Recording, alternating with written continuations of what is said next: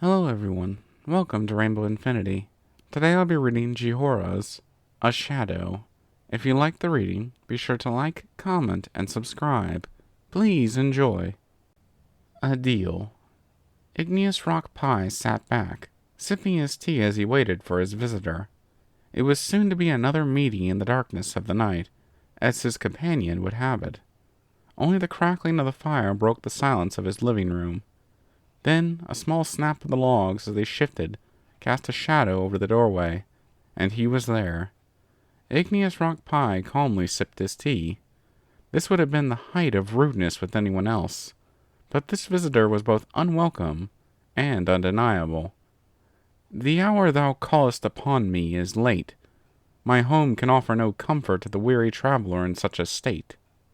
Filthy Rich grinned wickedly as he entered the firelight. And is that it, uncle?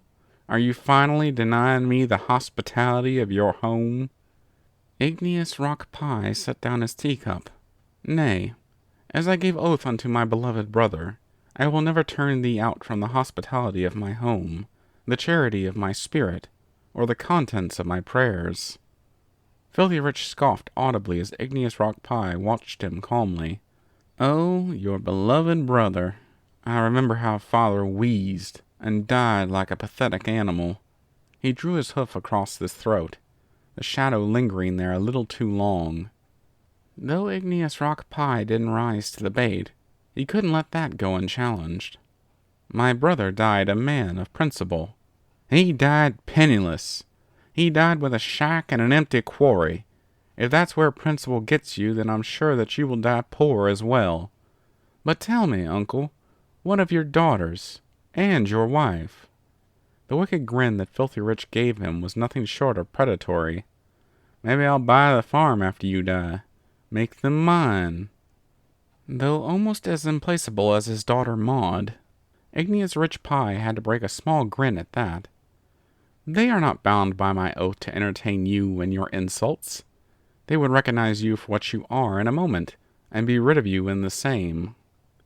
Filthy Rich out a hoof up to his ear. Do you not hear it, uncle? That is the sound of progress. Your old superstition dies around your ears. Igneous Rock Pie let his grin linger. Doest thou not tire of thy mockery? Thou hast come here, once a year on the night of Nightmare Night, to vex me.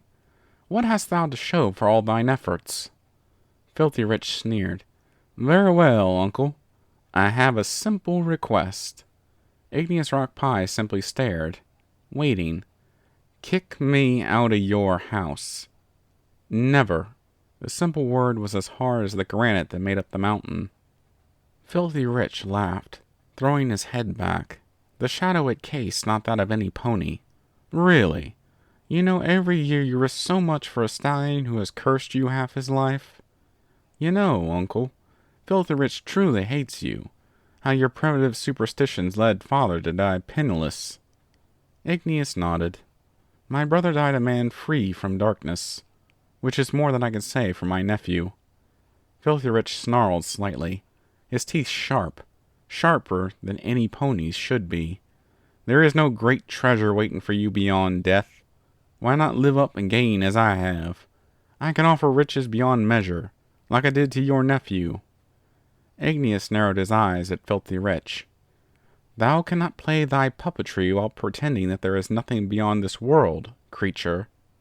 The sound that came from Filthy Rich's throat should not have been able to come from a pony's throat. It was a growl even the most hostile dragon would have approved of. You owe him nothing. You know the risks of having me in your home. I leave my presence here whenever I visit. Just kick me out. I will never darken your door again, and your farm will prosper. I will never come near you or your family. Give me Filthy Rich, and I will retract all my darkness from what is yours. Igneous Rock Pie leveled his gaze at the creature, the demon that took over his nephew once a year. From a foolish old bargain his nephew had made, the creature was more powerful than he could understand, possibly more powerful than Celestial herself. But it had rules. It worked in deals. Do thy worst. Rage again, creature, and watch thy rage come to naught. The creature, not filthy rich, just another being puppeting his body, let out a scream that would have, and did, peel paint off of walls. As it loomed over Igneous Rock Pie, not growing in form, but its wicked shadow enveloping the room, sliding up the walls, over the ceiling and the floor, even over the source of light that was the fireplace.